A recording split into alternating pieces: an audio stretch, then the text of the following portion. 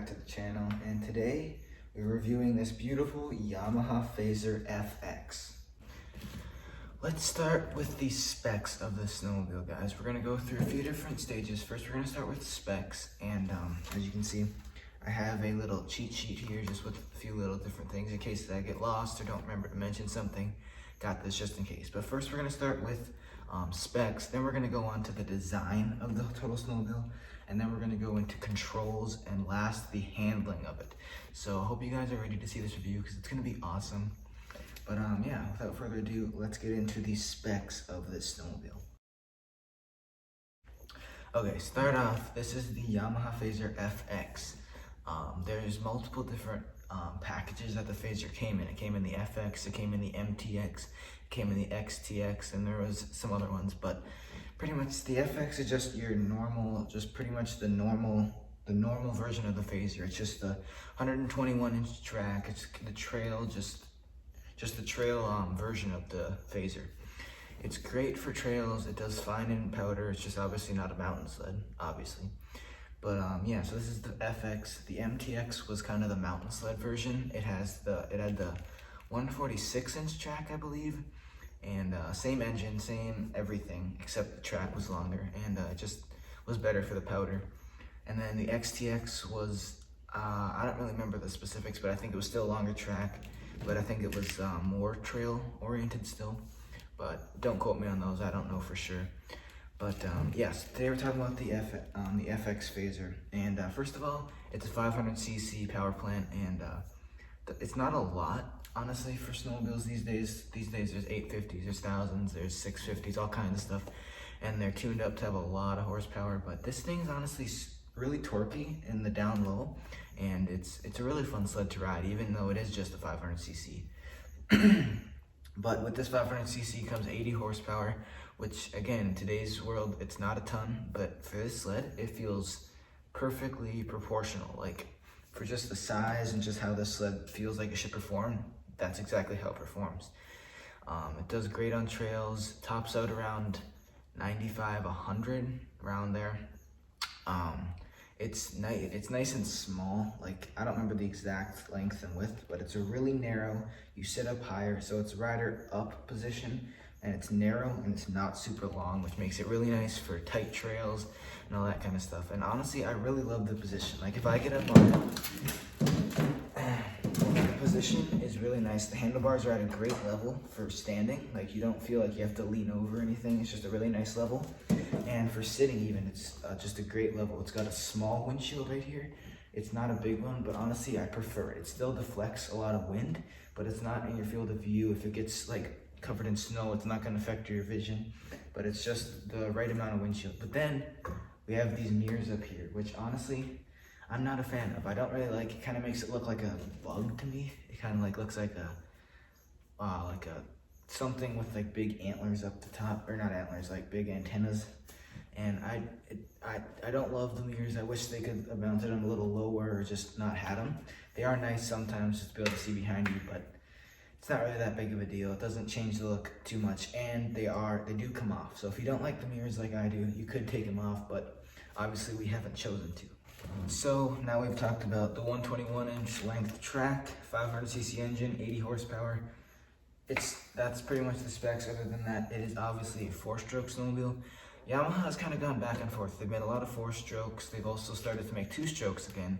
And really, I have mixed feelings. I like the 2-stroke, but I also really like the 4-stroke. And especially for just like this snowmobile, the 4-stroke is really nice. It's fuel injected. You literally come out here, turn the key, and you're ready to go. It's not like pull starting. You're not monkeying around trying to get it to start. It's really simple, and for me, it's never not started. It is always started, whether it's sitting outside overnight, anything, it's always started, and it's it's really nice, honestly. That's pretty much all for the specs. Now let's move into the design. So first of all, with the design, let's just go over how this sled looks. It is a super distinct look. There is literally nothing like it. Even today, no snowmobile looks like this. And this isn't a super old snowmobile. I don't remember the exact year, but yeah, it's a super unique design. Like, there's no snowmobile that looks like this.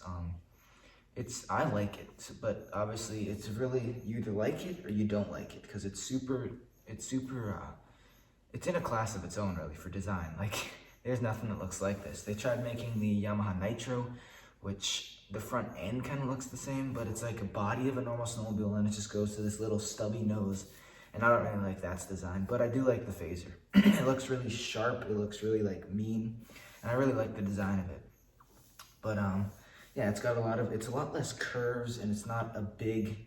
It's taller and slimmer. It's not like as big and short as most snowmobiles are. And yeah, like I said, I really like it.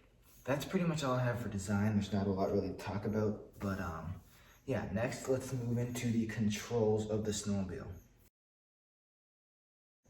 Okay boys, so now I'm holding the camera and we're just gonna run over pretty much the controls up here on the handlebars. So first of all, obviously right in the middle, you have your display. It is, it's not super big. It's probably like the size of my finger, not the size of my hand, but it shows you all you really need. Pretty much when you turn the key on, you've got your speed. Your speed. You have your RPMs and you have your gas. And obviously you can see the snowmobile's low on gas right now. But so gas, where the RPMs are, you can change between trip, RPMs, and your tachometer. But you can't change your speed and you can't change the gas. Except when you push the hand warmer or thumb warmer, that changes the gas spot. But yeah, so that's pretty much all on the screen. You have two lights here indicating whether you're in drive or reverse. And then you have your temp light, you have your gas light, which is why it's on right now. And then these two, I honestly don't know. That one's headlights, and that one looks like maybe oil temp or something. I don't really know. I've never seen that one come on, but that is lights. So when you turn on lights and when the snowmobile's on, that would come on. But now moving over to this side, this part right here does not come with the snowmobile, if you didn't know. This is a phone holder that I put on here. It just kind of clamps on the thing right there. But pretty much all you have over here is your lights, and you have your grip warmers and your thumb warmer. That's pretty much all on this side. And then we have the little foam thing here. And then when you move over here, blank space. I don't really know why it's blank, but it is. Then you have the start stop button right here. Shut the key off. And then obviously your throttle. And that's pretty much all. You have nice hand guards here. You got your windshield like I was talking about earlier, your mirrors. That's pretty much all for the controls up there. Obviously your gas tank and then your seat. And that's pretty much it. So now next we'll move into the next topic. Okay boys, now you guys are obviously at a different camera angle. You're a little farther away, so if you can't hear me as well, I'm sorry. I'm not mic'd up today. But now we're gonna move on to the last topic, which is handling of the snowmobile. I did touch on this earlier, but I'm just gonna finish up with handling and what I didn't say earlier. Pretty much, this thing does handle great for 500 cc's and 80 horsepower. It feels really torquey, really responsive, and yeah, I really like how it handles. It feels right. You can carve with it just fine. You can't wheelie it really. It doesn't really want to wheelie, but that's fine. I don't really do wheelies, so it's not a big deal for me. But carving isn't a problem. Going fast is not a problem. Weaving through corners is actually really easy since it's so narrow. And with this camera angle, you can kind of see what I mean by how narrow it really is. But yeah, so handling is honestly great for me. So pretty much in closing for this snowmobile, I absolutely love it. It just for what it is and for the price that you could get it. So for what you were getting into a 4-stroke, you were getting into fuel injected, just electric start, all these things. And you were getting into it for a fairly cheap price compared to the other 2-strokes, all that kind of stuff. It's really a great bang for your buck, honestly, at least for me. And that's going to be the end, boys. I hope you guys enjoyed the review of the Phazer. And obviously, like I stated many times, I absolutely love this snowmobile. And you guys might not. And if you don't, that's fine. You don't have to buy it. I don't make the choices for you. But yeah, pretty much what I would say for the snowmobile is it's a great machine. And yeah, thank you guys for watching. If I missed something that you guys wish I would have covered, please comment down below and I'll try to remember that for the next video. And yeah, this will be the end. So thank you guys for watching.